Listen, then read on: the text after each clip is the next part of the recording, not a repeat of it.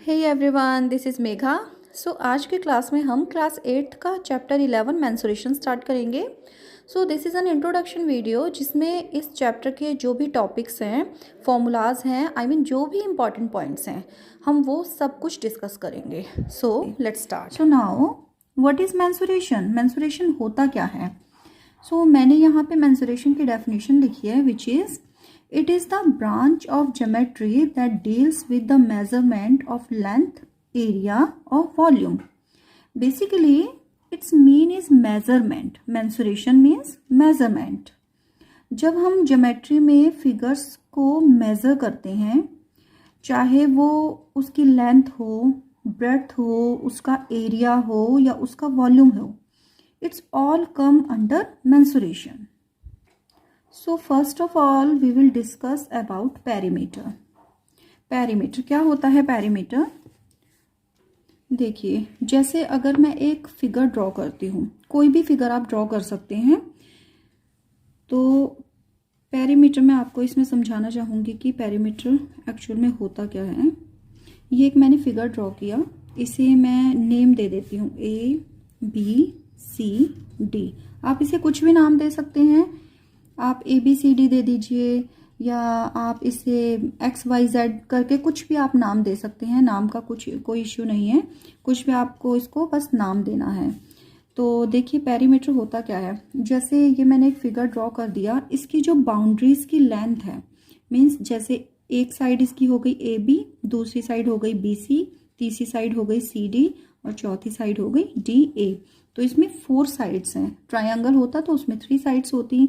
तो जो इसकी साइड्स की जो मेज़रमेंट है, जैसे अगर सपोज कीजिए ये वाली लेंथ है इसकी 2 मीटर, ये है इसकी 1 मीटर, ये है इसकी 2 मीटर, ये है इसकी 1 मीटर, तो मैं पेरीमीटर को कैसे लिखूंगी? मैं इन सबको ऐड कर दूंगी. So perimeter is the distance around the edge of a shape. Okay, तो अगर मुझे इसका पेरीमीटर निकालना है तो मैं क्या करूंगी? इन सबको प्लस कर दूंगी.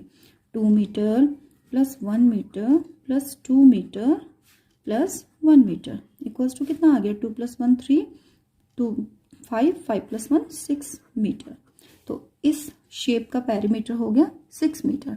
ऐसे ही आपको कोई भी शेप दी हो, आप बस उसकी बाउंड्री की लेंथ को देखेंगे कि वो कितनी है और वो आपका पेरीमीटर होगा. Now next point, area.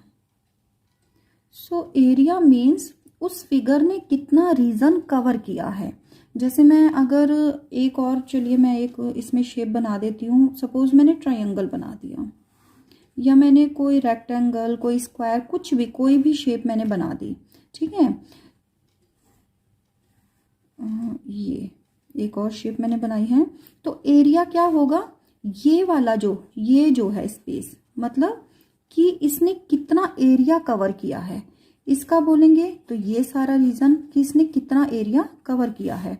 Okay, तो ये इसका हो जाएगा area.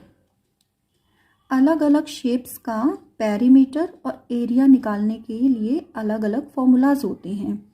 So now let's talk about perimeter and area of different shapes. So shape number 1 is square. Square तो आप काफ़ी पहले से पढ़ते आए हैं, छोटी क्लासेस में स्क्वायर, रेक्टेंगल ये सब स्टार्ट करवा देते हैं. तो एक बेसिक आइडिया ले लेते हैं इसका. देखिए फर्स्ट पॉइंट मैंने लिखा है, all 4 sides are equal. Means जो इसकी ये साइड्स हैं AB, BC, CD and DA, ये सब इक्वल लेंथ की होंगी. अगर मैं इसको A लिखती हूँ तो ये भी A होगी, ये भी A होगी और ये भी A ही होगी.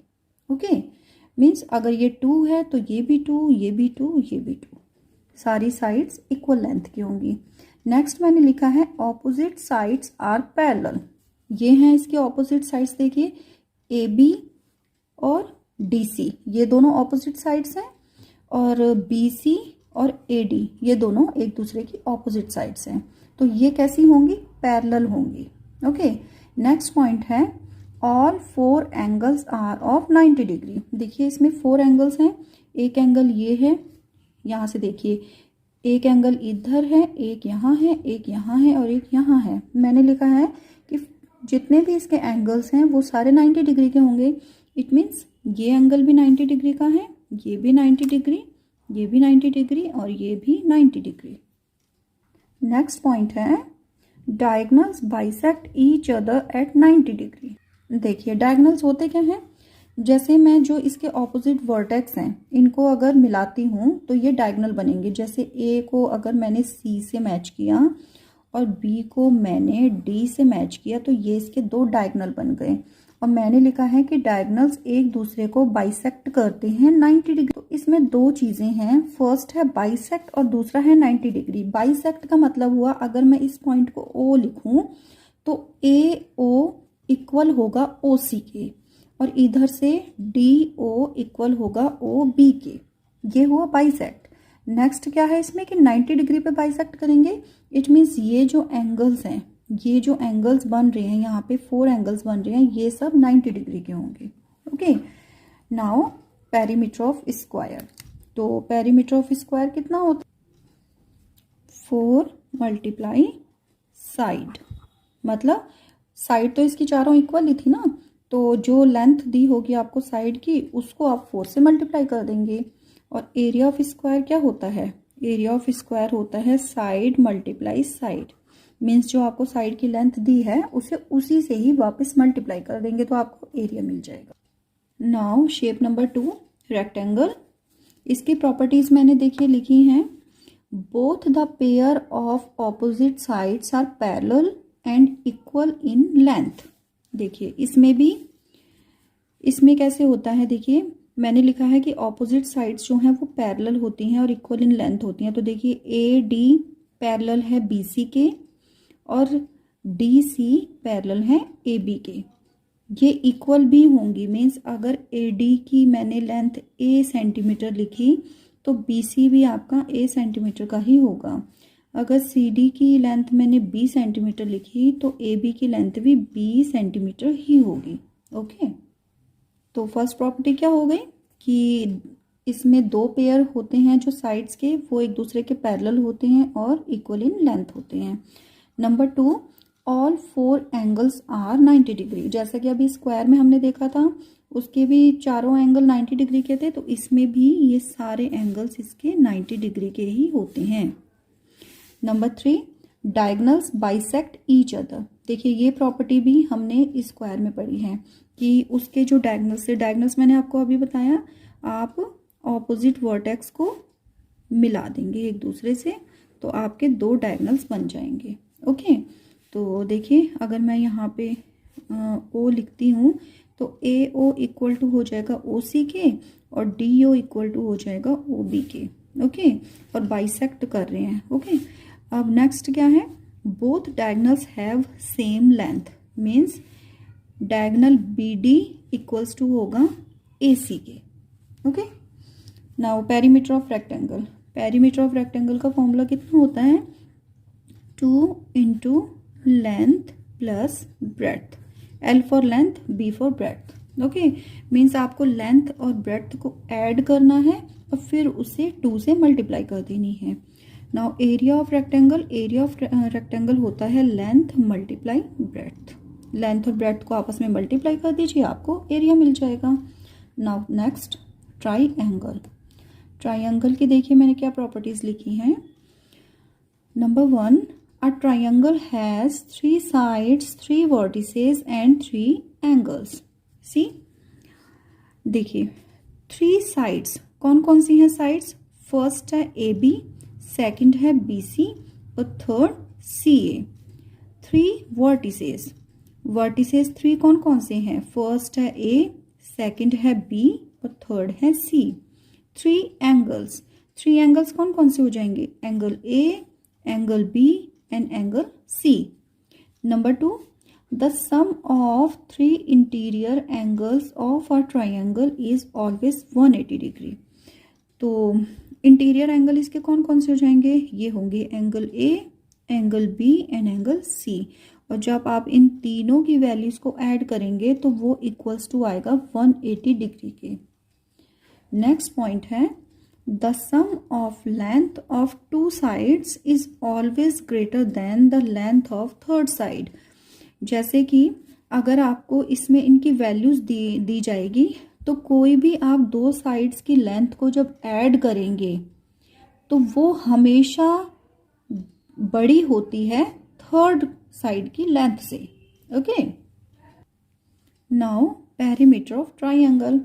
देखिए पेरीमीटर मैंने आपको क्या बताया था कि आप इसकी जो बाउंड्री की लेंथ है उनको प्लस कर देंगे। तो इसका क्या हो जाएगा, या तो आप लिख देंगे सम ऑफ ऑल साइड्स, या फिर आप लिख दीजिए A B plus B C plus C A. Okay, ये इसकी साइड्स की लेंथ ही है ना, तो मैंने इस फॉर्म में लिख दिया। आप इसको ऐसे भी लिख सकते हैं, sum of all sides. Now area of triangle. Area of triangle का फॉर्मूला होता है half into base into height. देखिए बेस और हाइट आपको कहाँ से मिलेगी। देखिए अगर मैं बी सी को बेस मानती हूँ तो मुझे जो इसकी हाइट है वो ऐसे मिलेगी। जो इसका ऑपोजिट वर्टेक्स है वहाँ से मैं इस पर परपेंडिकुलर ड्रॉ करूँगी, जो कि यहाँ पे आके इसे 90 डिग्री पे कट करेगा। तो जो ये लेंथ होगी मैं इसे यहाँ पे नाम दे देती हूँ ए ओ। ए ओ लेंथ जो है ये इसकी हाइट होगी, और ये हाइट कौन से बेस पे आई है, बी सी पे। तो यहाँ पे बी सी की जो वैल्यू होगी वो यहाँ पे बेस की जगह आएगी। Now next circle. सो यहाँ मैंने डेफिनेशन लिखी है सर्कल की। The collection of all points in a plane which are at a fixed distance from a fixed point is called a circle.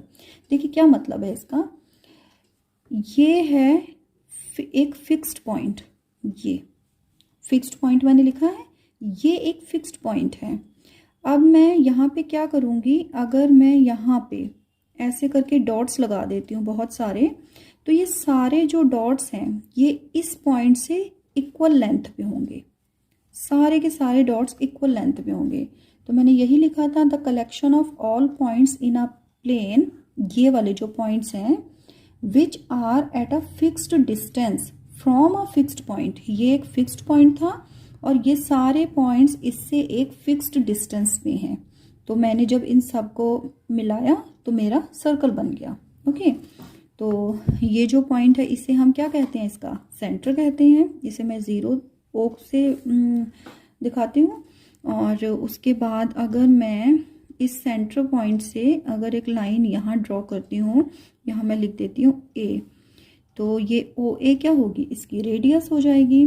और अगर मैं इसी लाइन को इस साइड बढ़ा देती हूँ, यहाँ मैं लिखती हूँ बी, तो ये जो ए बी है लेंथ, ये इसकी डायमीटर हो जाएगी। Okay, so now circumference of circle. Circumference basically इसका पेरीमीटर ही होता है। जैसे बाकी जितनी भी शेप्स थी उसमें हमने उसको पेरीमीटर नाम दिया है, बट सर्कल में हम पेरीमीटर को सर्कमफ्रेंस के नाम से लिखते हैं। Okay, so circumference of circle equals to 2 pi r. Pi की वैल्यू आपको पता ही है, 22/7 भी आप लिख सकते हैं और 3.14 भी लिख सकते हैं। और जो रेडियस होगी वो आपको इसमें दी गई होगी। अगर रेडियस नहीं होगी तो आपको डायमीटर देंगे, तो डायमीटर को आप 2 से डिवाइड करेंगे तो रेडियस आ जाती है। Area of circle, area of circle का क्या फॉर्मूला होता है, पाई आर स्क्वायर। मीन्स आप क्या करेंगे, पाई की वैल्यू लिखेंगे और आर को आर से ही मल्टीप्लाई करके और पाई से मल्टीप्लाई कर देंगे, तो ये आपका एरिया ऑफ सर्कल हो जाएगा। अभी और काफ़ी शेप्स बाकी हैं जिनके फॉर्मूलाज हमें पता होने चाहिए, बट ये वीडियो काफ़ी लेंथी हो चुकी है, so we will read about them in our next video. So take care, bye bye.